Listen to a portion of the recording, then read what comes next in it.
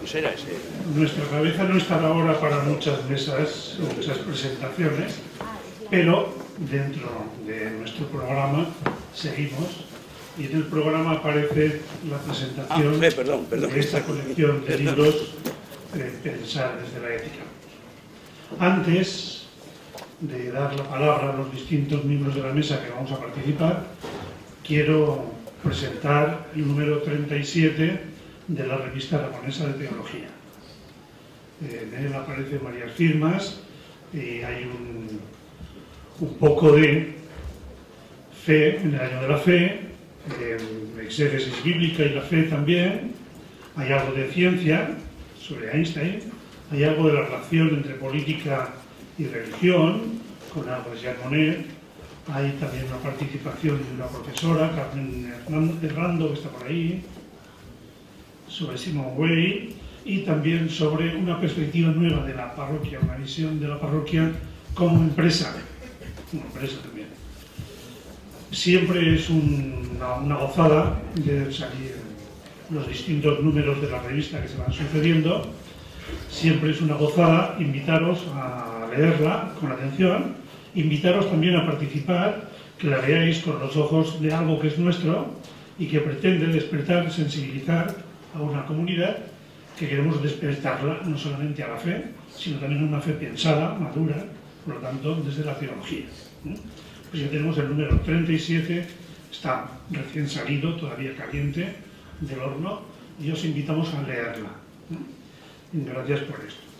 Y ahora pasamos ya a presentar el libro, los libros, esa trilogía de libros de José María Andreu, Pensar desde la ética. Y en primer lugar va a hablarnos pues el que es el dueño de las perras, en este caso, el editor, el que arriesga y el que luego nos pide también participación en la compra, en la distribución, en la propaganda y en más cosas, porque es una persona con muchas inquietudes que quiere sembrar por aquí. Manuel, con el otro extremo de la mesa, tienes la palabra. Muchas gracias. ¿Se oye? Sí. Muchas gracias, Pepe, por tu generosidad. Acabo de ser crucificado porque soy el de las perras. En menudo sitio lo has dicho. Muchas gracias a las personas que han organizado estas jornadas por darme la oportunidad de poderme dirigir a tan selecto auditorio. ¿Quién soy? Soy un empresario. Decirlo esto en estos tiempos es casi como decir soy un sacerdote. Alguien que desde luego no tiene que estar bien de la cabeza, porque con la que nos está cayendo, pues claro, ser empresario pues solo se presupone que es aquel que no paga el IVA, no paga los seguros sociales, maltrata a sus trabajadores y vive, y permitidme la broma, como un cura. Yo quiero darle un tono un tanto distendido, que no serio. Quiero decir que no por ello quiero dejar de ser serio. Porque, aunque no lo parezca, y mucha gente se puede sorprender, yo soy un alumno del CRETA, en la reserva. Soy un alumno del tipo Guadiana, que cada 20 años aparece en el CRETA, se matricula, está un tiempo, luego vuelve a hacer otras cosas, porque se siente llamado, en este caso, a defender el negocio, a defender la empresa, los puestos de trabajo, pero que por ello no se niega a hacer lo que esté en su mano. Yo no sé de teología, pero yo sí que sé de planificar, organizar, dirigir, controlar y volver otra vez. Y eso es a lo que se llama un desarrollo de proyecto, un proyecto. ¿Qué podemos hacer en la situación que vivimos? Seguro que cada uno tomará un camino, tomará una dirección.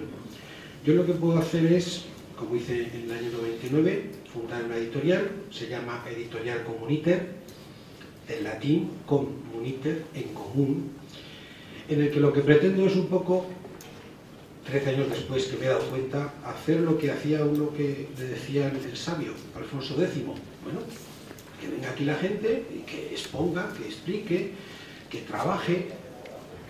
¿Qué estamos haciendo? Yo empecé editando libros de historia, porque es lo mío. Soy, como antes decía, aparte de los integrantes de la mesa, un maestro licenciado en Historia que se gana la vida administrando comunidades. Y una vez que ya llegas a cubrir tus necesidades, pues claro, es que hay otras cosas que son las que te gustan. A mí lo que me gusta es editar libros, me gusta la historia.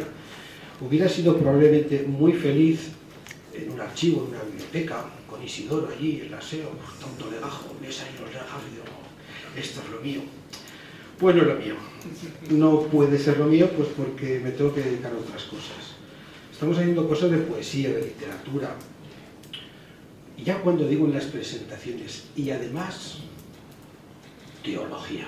Oh, imaginaros las caras de según qué persona. Este tío está loco. Efectivamente, estoy loco, porque es la única manera de entender algo. ¿Para qué vas a hablar del amor a la cultura, de que te gusta hacer las cosas bien? No estoy loco. Y ya está, y con esa locura vamos avanzando. Gracias a José Ignacio Blanco, mi vecino, porque vive en la casa donde yo tengo una de mis oficinas, pues bueno, esto del cristianismo debe ser así, ¿no? Que uno ve a otro, ve que da testimonio y dice, este tío, qué raro es. Hostia, es que es cura. Oh, es cura. Te permite un acercamiento. José Ignacio te lleva de la mano y te presenta, oye, es muy bueno, ¿eh? Este profesor es buenísimo. Porque esto empieza diciéndote, vente al Creta. Y yo como soy tonto, pues voy al Creta y vuelvo. Si aquí yo ya estaba, hace muchos años. Y dice, este te tienes que matricular que es buenísimo, José María Andreu. Acto de fe, ¿eh? Yo lo de confiar va para adelante. Y aparece en clase un señor bajito, calvo, que dice, los que sois alumnos lo sabéis, vamos para adelante. Yo dijo aquello y dije, pero ¿dónde me ha metido este José Ignacio? Ya empezaba yo a sacar la caja de los truenos y la rata. ¿Dónde me lleva? Y esto es como las películas estas de los chinos, ¿no? Esta del Kung Fu, que viene el señor este bajito, feo, tal, que no haga nada. ¿Ves, Andreu, como te quiero? Y resulta que vienen los fuertotes, ya soy más machote que nadie. Viene el tío, hace pim, pam, pam, todos al suelo. Pues aquí pasa lo mismo. Dice, vamos para adelante, empieza a hablar y digo yo, ¿dónde estoy? Ya me he perdido. Porque Andreu es productor de jamón, no sé si lo sabéis, pero no produce jamón de Teruel. No. Andreu produce jabugo. Jabugo y del bueno. Yo no tengo capacidad de pasar de la página 4, pero os juro que estoy luchando contra la página 4. Y hay 1000, o sea, digo, bueno, venga, para adelante, Manuel, otra vez. Buenísimo. No es el primer libro que editamos. Porque, a ver, esto de que llega uno el primer día y a triunfar, no, hombre, no. Anda, que no hay que darse tozolones. Empezamos para pensar la ética. Luego, el segundo título empieza y dice, juguemos a la metafísica. Todos sus alumnos le tienen crucificado el libro. Juguemos a la metafísica, ostras. Y esto, pues es que es muy bueno, pues es verdad, es muy bueno. Pero yo no vengo a vender aquí libros, gracias por presumirme que tengo dinero, que es algo heredado de mi abuela, que parecía, pero ya lo decía ella, qué nieto más rico tengo. Entonces, vengo a presentaros un proyecto editorial que intentamos poner en marcha. Las lecciones inaugurales del Creta, que ya recordaréis que hace unos años se hacían con un determinado formato, que estaba bien, luego creo mejorado sensiblemente. Oye, otra vez Andreu, es increíble, el primero de él, es un machote. El segundo, Juan Luis Clua, Liturgia y Justicia Social. El tercero, El Camino Mejor, de Daniel Granada. El cuarto, La Fe, esa puerta que conduce a la vida, de Rubén Ruiz. ¿Qué estamos haciendo con esto? Estamos dotando al Creta con los medios que tiene, que no son muchos, pero sí que son medios, que tiene un personal espléndido, con todas las limitaciones humanas, por supuesto, y con todas las limitaciones económicas, por supuesto también. Pero estamos con lo que tenemos administrando, que es mi actividad principal. Yo con lo que tengo me tengo que apañar.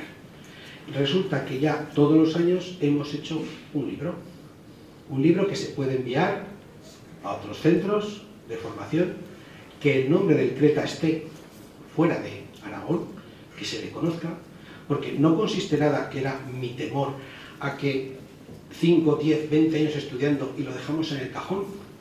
Esto hay que sacarlo y que se vea. Y bueno, Dios me dotó, como veis, de don de la palabra, pero me voy a poner un cronómetro, porque si no voy a estar yo aquí todo el rato hablando. Entonces, en mi mensaje es muy sencillo. Podemos hacer cosas. Están las personas que saben hacer cosas. ¿A qué esperamos? Ahora, este año pasado, el buen pastor. 50 años contigo. Yo no puedo hablar del contenido. De eso sois vosotros, los especialistas, los que conocéis la materia. Yo lo que puedo hacer es que los libros que se editen sean dignos, que no se caigan de las manos, que se puedan presentar en cualquier sitio.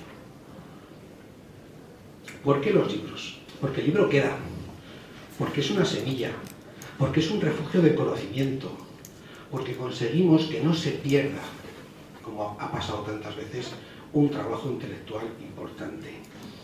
Es una herramienta, no es un fin en sí misma, pero si no tenemos herramienta, si no tenemos azada, ¿cómo vamos a acabar el campo? Bueno, mi invitación, y ya sé que es de auténtica locura, y más decirlo en un ámbito público, es que yo estoy dispuesto, con sentido común y contando con la ayuda de todos, a desarrollar un proyecto editorial que permita al CRETA ponerse en el sitio que le corresponde, que le permita a la archidiócesis, pues bueno, colaborar, pero no solo a eso, sino a las parroquias. A ver, repito, yo no podré hacer el estudio reglado, pero sí que puedo hacer una aportación, y en esa línea vengo aquí a lanzar el guante y ver quién me lo recoge. Pero la cosa va muy bien, porque ya tomando café ya ha habido uno que me lo ha recogido. Ahí estábamos 4. A ver, tampoco vengáis a todos, unos pocos.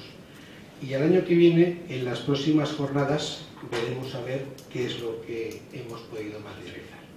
Muchas gracias por vuestra atención. Es un honor estar en esta mesa. Espero que alguien me haga una foto para enseñársela a mi suegra, que se va a quedar muy complacida de ver que estoy cerca del señor arzobispo. Y nada más. Muchas gracias.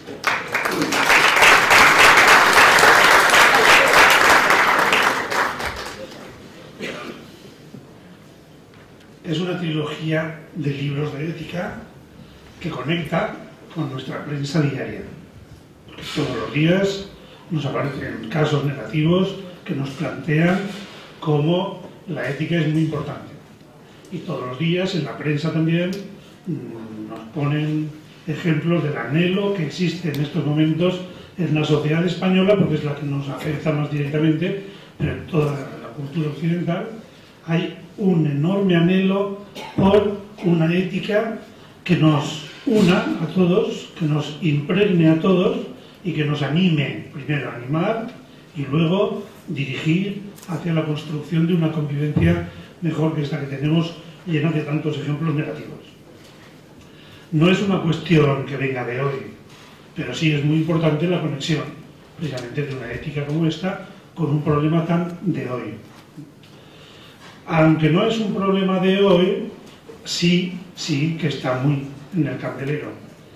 Y luego tampoco lo vamos a resolver en unas horas y tampoco en unos días. Va a requerir tiempo, va a llevar reflexión. Por eso yo os invito a que estos libros de José María los leáis con tranquilidad y dejándoos empapar. Un empape que nos vaya impregnando poco a poco, con un aire incluso poético. Ya sabéis que José María Andreu tiene esa vena de sentido común, de humor, pero también esa dimensión poética con la que también impregna todo lo que hace y todo aquello que comparte. El hecho moral es un hecho universal, por eso estamos todos tan preocupados. La tarea de vivir es una tarea común, que afecta al mundo entero. Y la tarea de hacernos, el ser humano somos proyecto, y la tarea esa de hacernos, de construirnos, que es la tarea moral, pues también nos implica y nos afecta mucho a todos. En eso estamos metidos también todos, creyentes y no creyentes. Desde hace algún tiempo arrastramos el problema de cómo construir algo que realmente nos vaya convenciendo a todos y nos haga participar de unos valores compartidos. Llevamos un poco más de 2 siglos con ese intento y no hay manera, porque nos unen seguramente más los sentimientos, unas veces encontrados, otras veces convergentes, pero nos unen mucho más los sentimientos que las ideas. Y desde que al señor Kant se le ocurrió solicitar de todos nosotros una adhesión intelectual, pues no terminamos de que esa adhesión termine movilizándonos. Los creyentes participamos también de ese esfuerzo y de esa implicación por vivir en un mundo que sea mejor. Y participamos también del empeño, de la necesidad que tenemos de construirnos como personas. Participamos de los problemas que nuestra sociedad tiene y nos escandalizan los ejemplos de corrupción que leemos a diario. Pero los creyentes no somos seguidores de un moralista, ni tampoco somos representantes de un mensaje moral. Los creyentes somos expertos y representantes de una experiencia religiosa, de un Dios, que en Jesús, el Hijo, se nos manifiesta como Padre.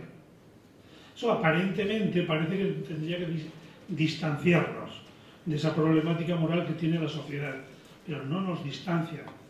Ahora bien, la experiencia del Éxodo es una experiencia que repetimos todos los días. Dios nos libera de muchas cosas precisamente para poder centrarnos en lo que es esa problemática que nos afecta a todos. Construirnos como personas y construirnos como sociedad. Queremos participar en la construcción también de ese mensaje moral. Por eso sacamos desde nuestra comunidad y desde nuestra historia todo el bagaje moral que hemos ido buscando poco a poco, elaborando, construyendo, y no nos ha sido fácil encontrarlo. Tampoco nos es fácil conservarlo tal cual, porque cada día la vida va cambiando y nos exige respuestas de otro tipo. Entonces nos cuesta ir también encontrando esas respuestas nuevas que puedan decir algo. Pero desde esa experiencia intentamos ser portadores de un mensaje que es evangélico, que es buena noticia lo primero, que es lo que más nos debe preocupar, que luego nos libera para dedicarnos precisamente a la construcción del mundo, un mundo en donde nos sentimos fundamentalmente en la experiencia de lo que Eugenio Trías, muerto ayer, nos decía que es la experiencia del límite. Somos seres limitados, somos seres que continuamente sentimos la impotencia, la fragilidad, y hay muchas tareas que nos desbordan, pero ahí es donde precisamente sentimos el sentido de nuestra experiencia religiosa de un modo que nos hace vivir otra forma de vida, porque la experiencia religiosa es la experiencia de ir más allá del límite. Para Eugenio Trías el límite posiblemente le hablaba de la posibilidad de un mundo más allá de esa frontera. Para nosotros es la seguridad de que ya ahora convencidos de que el límite es frontera que conduce a otro territorio, pues nos anima a seguir mucho más allá de nuestro presente.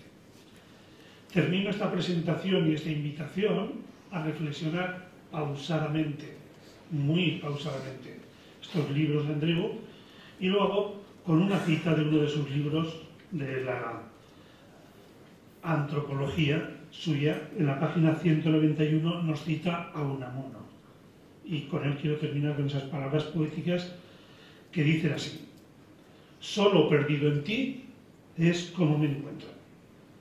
No me poseo sino aquí, en tu abismo, que envolviéndome todo, eres mi centro. Muchas gracias.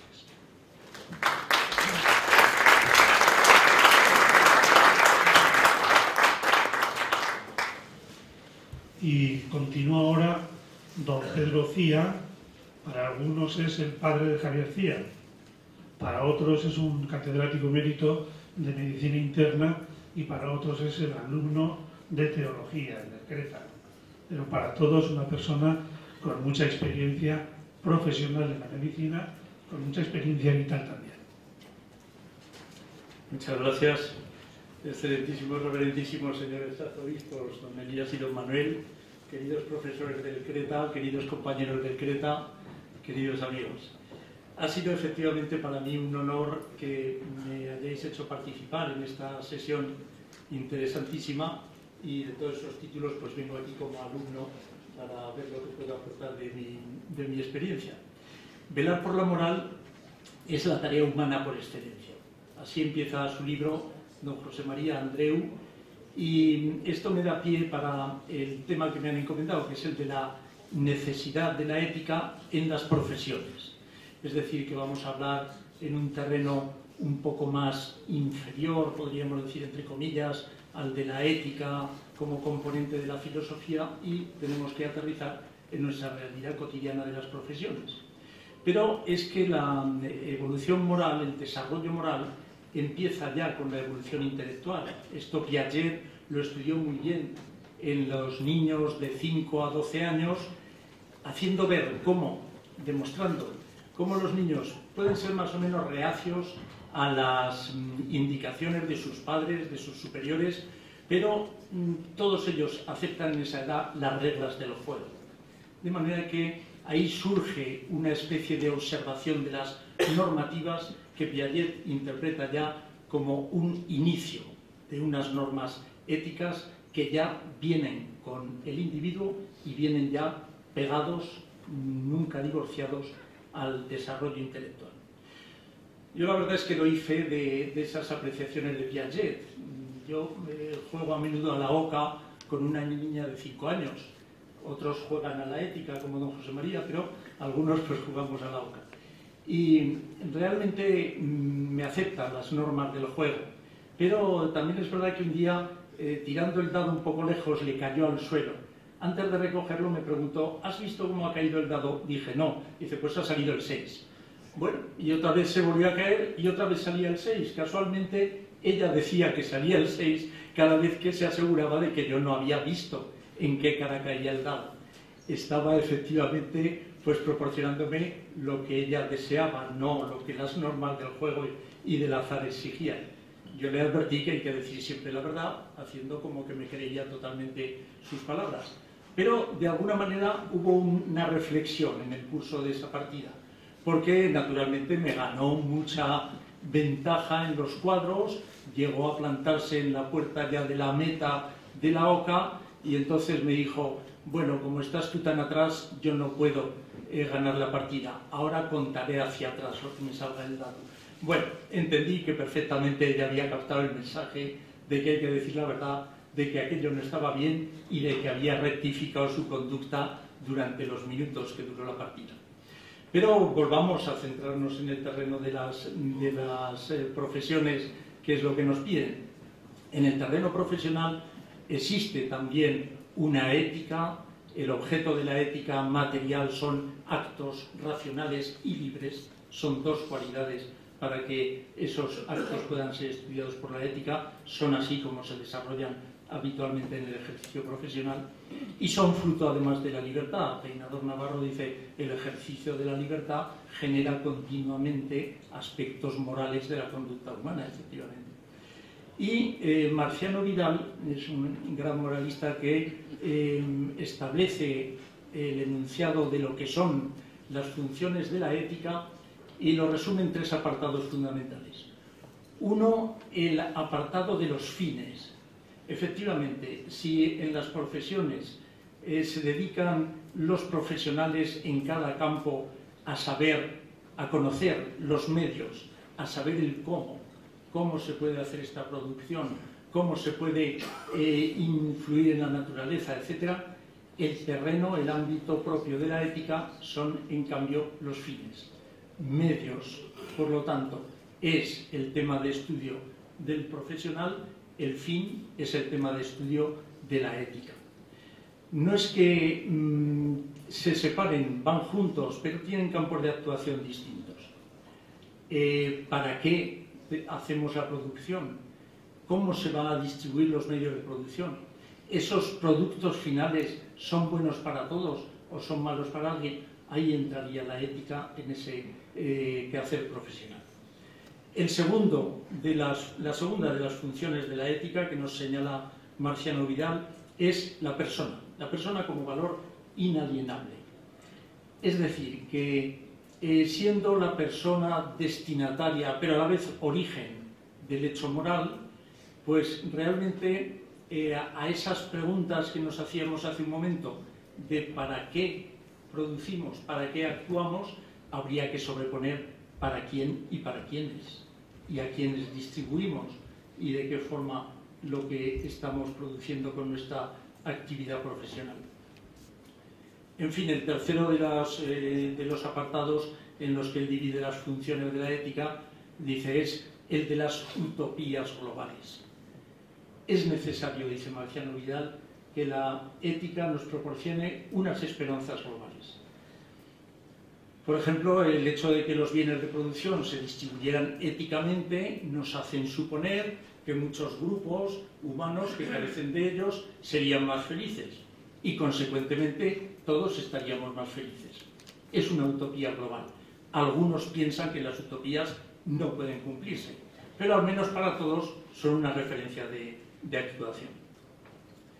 En el campo profesional voy a elegir brevemente, porque sería imposible entrar en todos los ámbitos, 3 campos profesionales en los cuales todos estamos implicados. Uno, el de la economía, de la que todos somos partícipes, víctimas a lo mejor. Otro es el de la ecología, todos somos artífices y a la vez formamos parte del medio ambiente. Y otro, el de la medicina, a todos interesa la salud.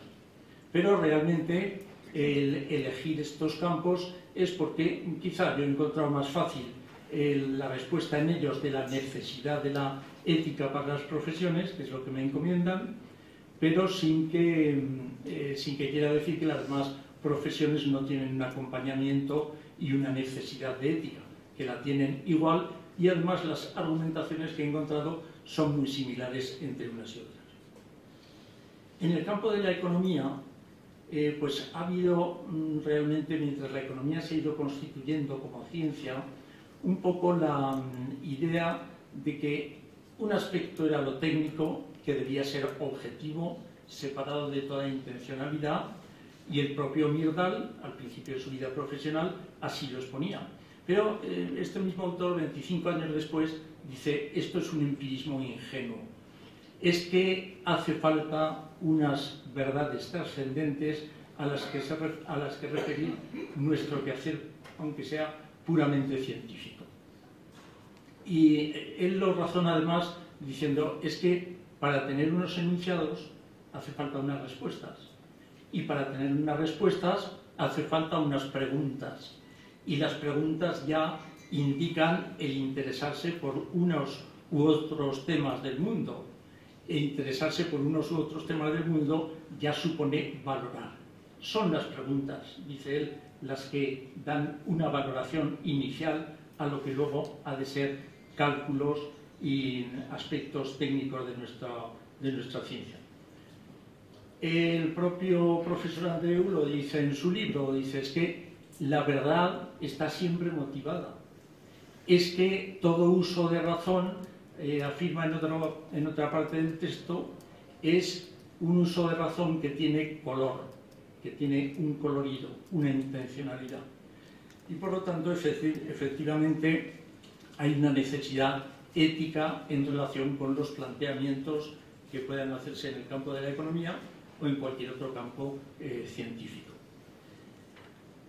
Un ejemplo puede a lo mejor ayudar a aclarar esto. ¿Nos podemos plantear alguna vez un esquema de producción de algo que es realizable, que pueda ser útil, productivo, pero que sabemos que puede conllevar el perjuicio claro de un grupo humano determinado? Esto realmente no sería moral. No podemos poner la pregunta ahí si hay una ética. Es necesario, pues, la ética en el desarrollo, en el planteamiento de cualquier tipo de profesión.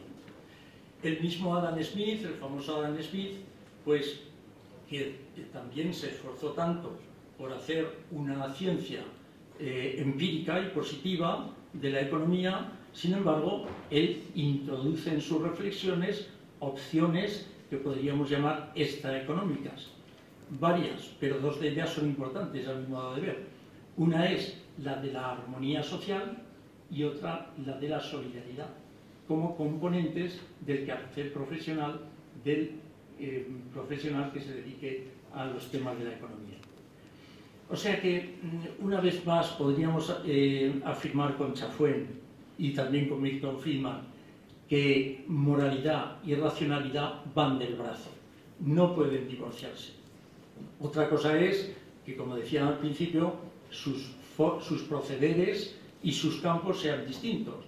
Claro está que el proceder de la actividad científica, con su objetividad, con su afán de exactitud, actuando sobre los medios, como digo, es decir, sobre el cómo hacer las cosas, es distinto del de las ciencias morales relacionadas con la ética, que no tienen ese afán de exactitud, que se guían por la comprensión más que por la demostración y que se centran en los fines, en el para qué, para quién, para quiénes.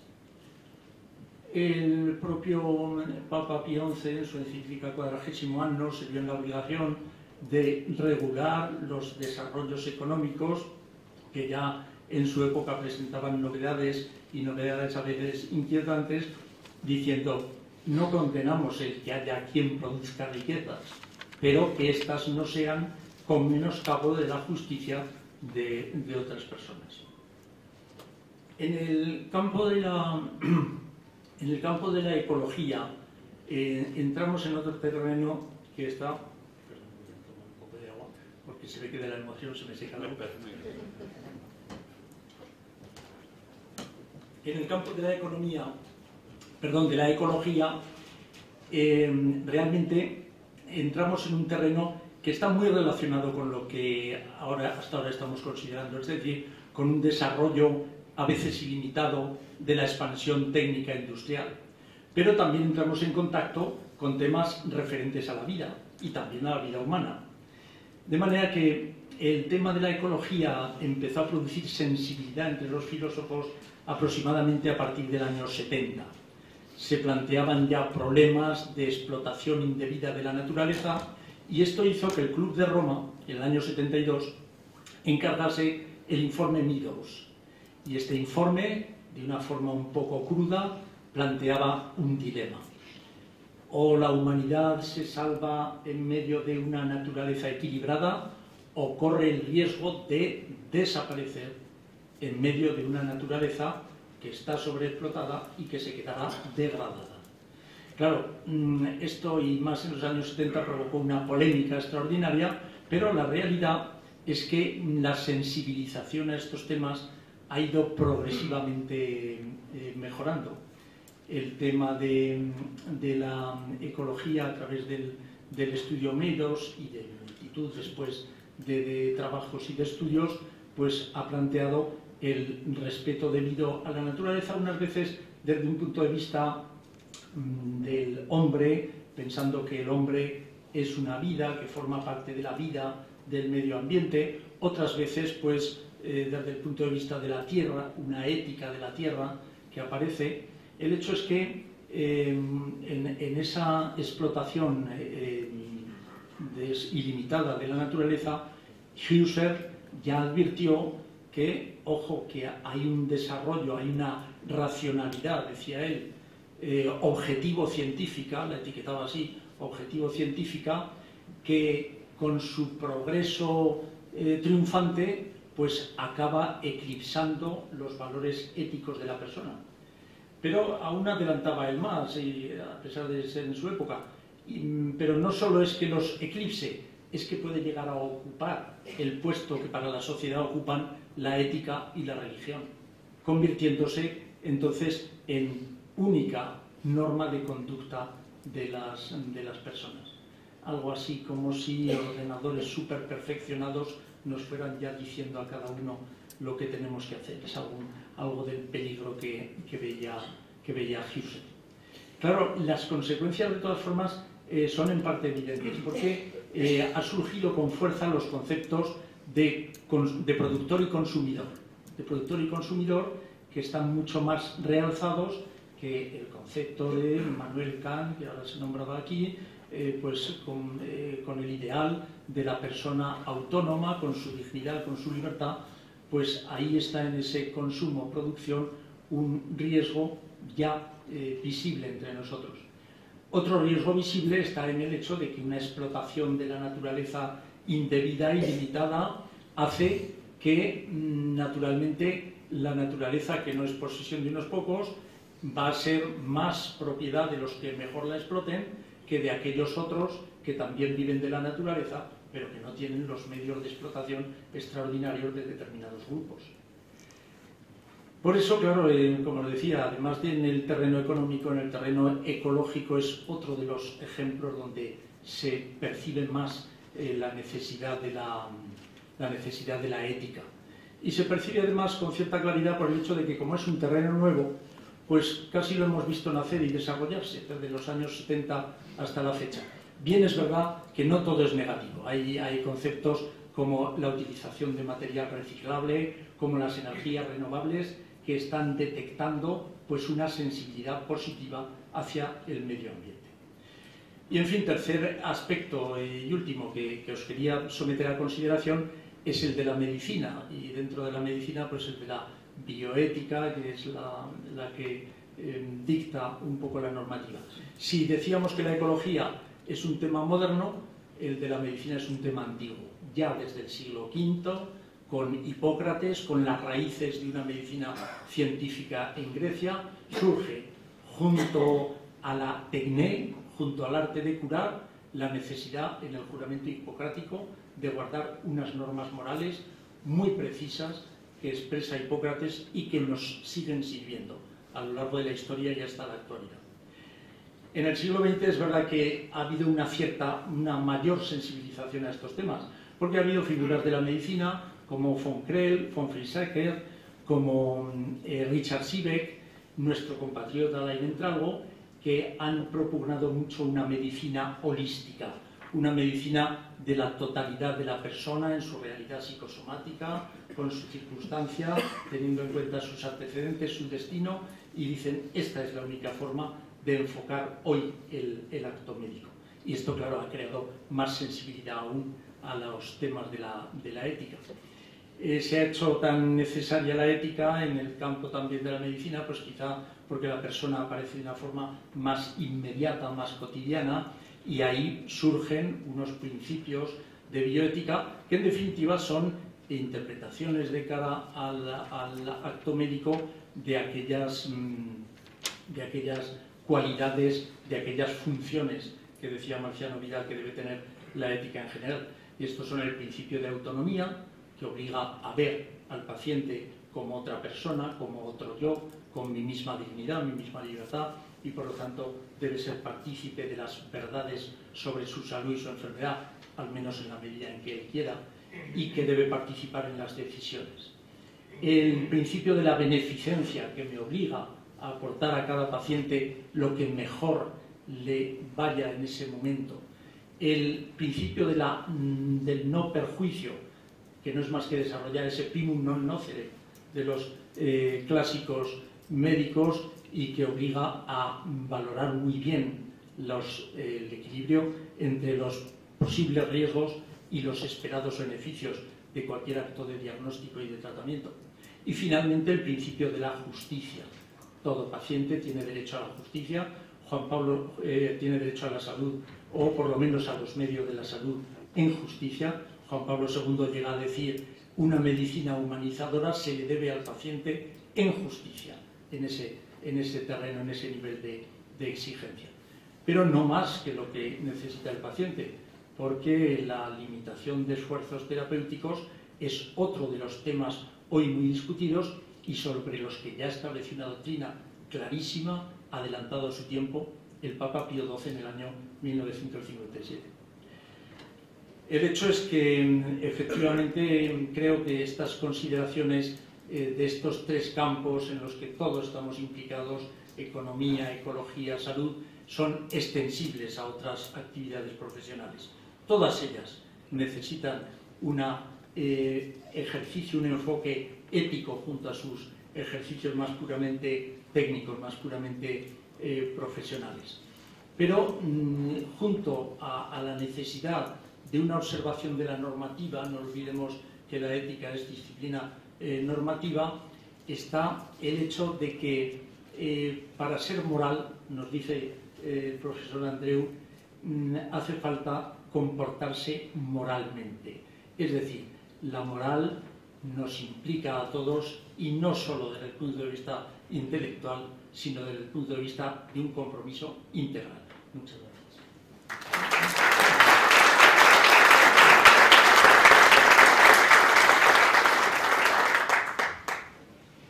Directamente al homenajeador.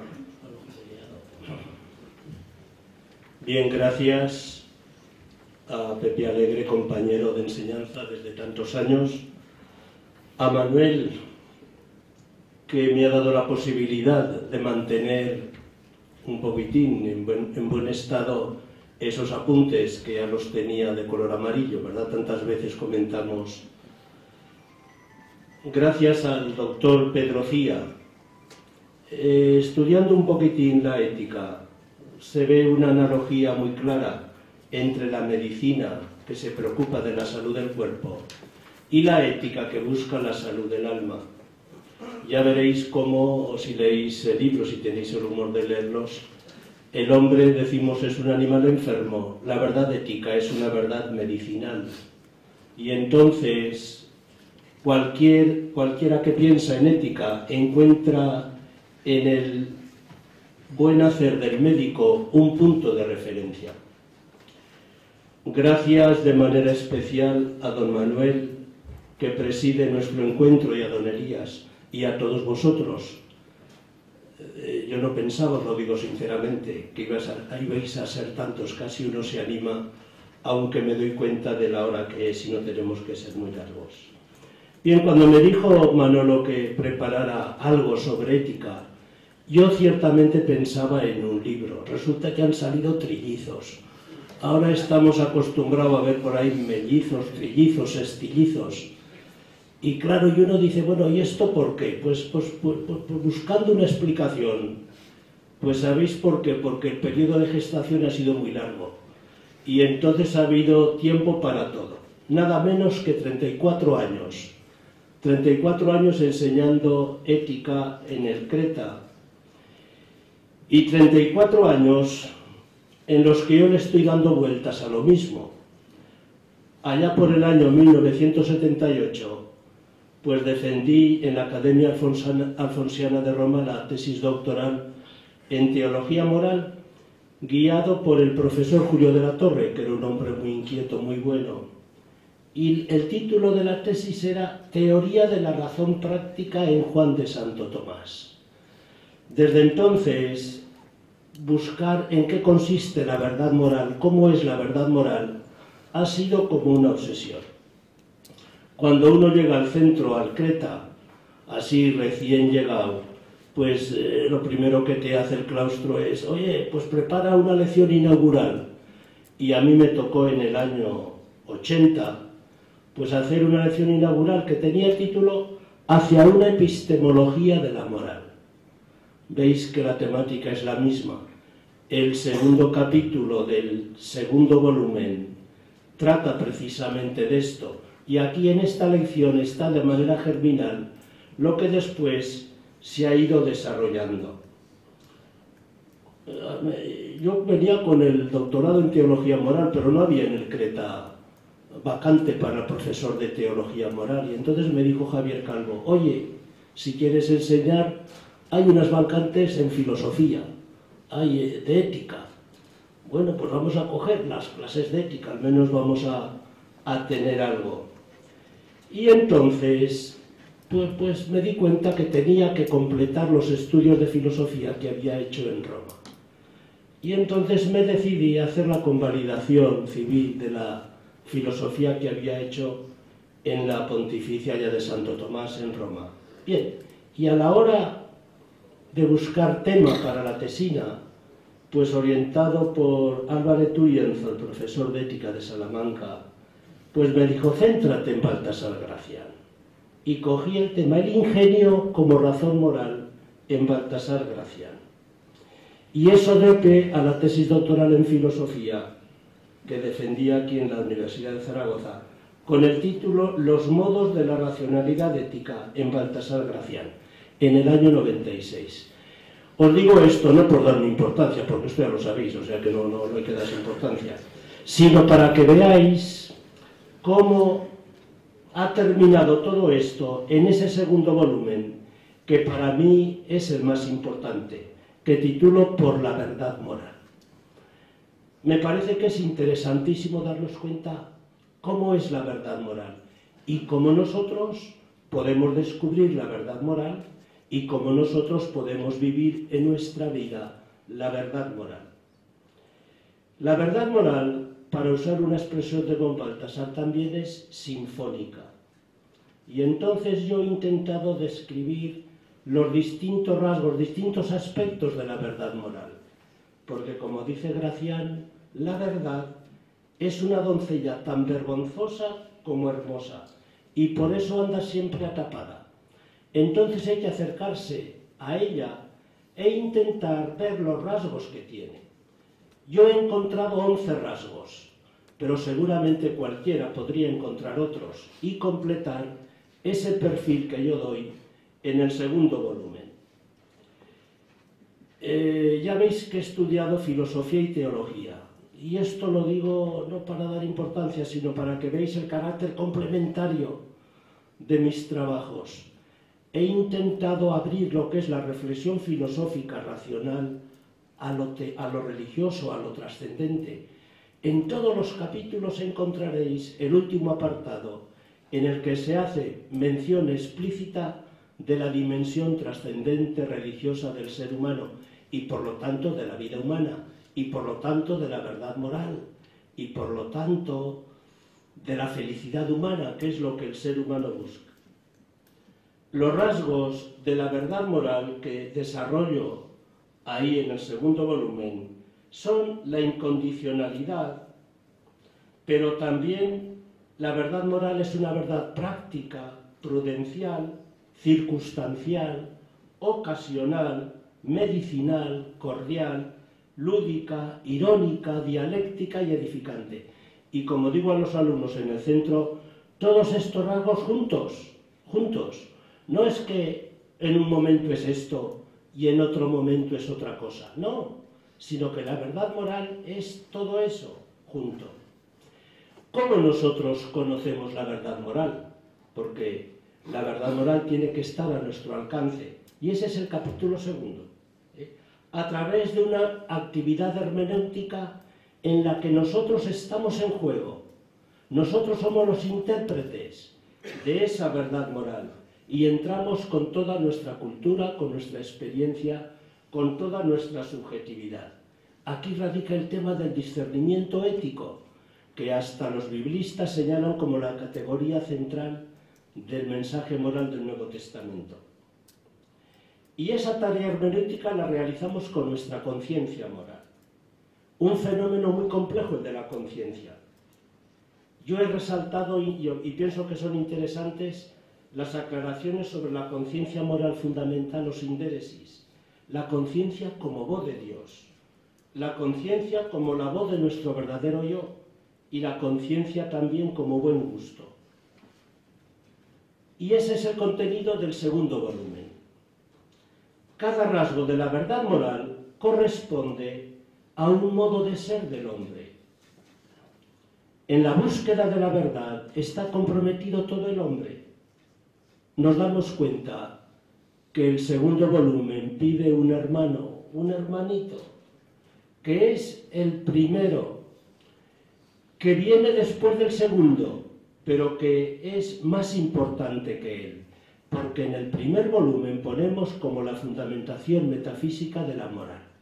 Ética y metafísica van juntas. El obrar sigue al ser. A tal ser humano, tal actividad humana. A tal ser humano, tal verdad moral y tal actividad moral. Y entonces, desde la antropología actual, pues he intentado resaltar los modos de ser del hombre, que también es, ya desde San Agustín, el gran enigma para él mismo. Somos una gran pregunta, Somos muy complejos. ¿Pero eso por qué? Pues porque nosotros convergen modos de ser divergentes, contradictorios, que no sabemos cómo unirlos. Y entonces os encontraréis ahí que he resaltado el carácter animal del ser humano, pero también el carácter personal, el carácter comunitario, el carácter temporal, el carácter lúdico y el carácter trascendente. El hombre es un ser en Dios. He intentado ser fiel a lo que Maritain llama el humanismo integral, una visión completa del hombre. Y otra vez lo mismo, todos esos rasgos se aunan en el ser humano, todos somos todo eso a la vez. Bueno, ¿y eso cómo se come? Pues como digo yo en clase, con palillos. O sea, esto es enormemente delicado, enormemente complejo, pero así es lo ético y no tenemos que simplificarlo. A medida que nos adentramos en el ser humano y en su verdad, nos hacemos más conscientes de lo que busca, de lo que anhela, de lo que necesita y de lo que le salva. Es decir, otro hermano a la vista, otro volumen. Y no porque sea el tercero el menos importante, porque el amor, la libertad, la ley, la felicidad vertebran el sentido de lo humano. Y también he intentado tratarlos como sueños de los hombres, de carne y hueso que somos nosotros, viniendo de Dios y yendo hacia Dios, pero incorporando en la reflexión esa dimensión corporal, esa dimensión animal, esa dimensión biológica, que va a traducirse después en una vivencia gozosa del placer. No hemos sabido qué hacer con el placer en nuestra vida. Entonces, como os digo, en los 3 libros veréis que hay un esfuerzo por presentar una visión integral, una visión holística, que abarque, que abrace todo el ser humano. Y esto es lo que a mí me parece que los hace un poquitín solamente interesantes.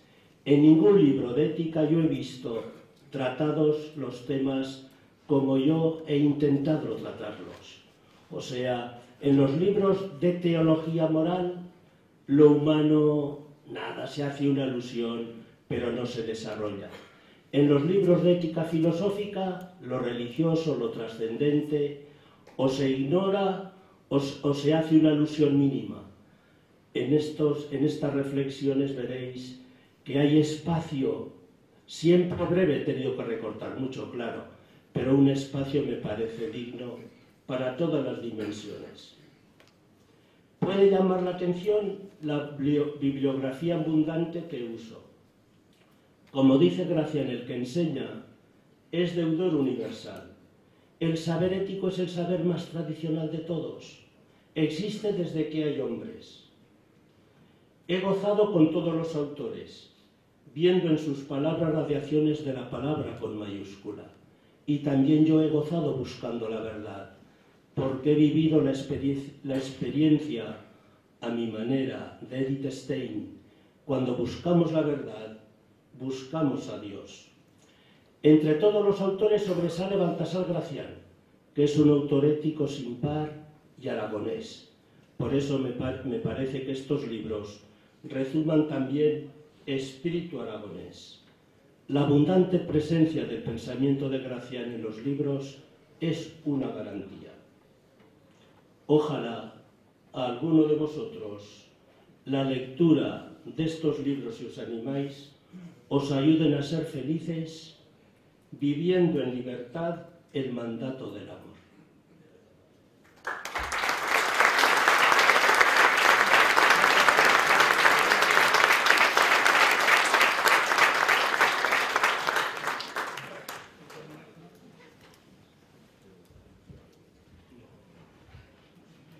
Bien, pues entonces finalizamos la sesión de la mañana y completamos ya con datos claros y evidentes la renuncia del Santo Padre a su ministerio. A las 12:06 horas de hoy, día 2 de febrero de 2013, durante el Consistorio Público Ordinario, es una comunicación de Radio Vaticana, claro. El Santo Padre, el Papa Benedicto XVI, ha anunciado que por la edad avanzada renuncia al ministerio de obispo de Roma, sucesor de San Pedro. Nos ponemos de pie para escuchar las mismas palabras del Santo Padre. Durante el consistorio ha dicho: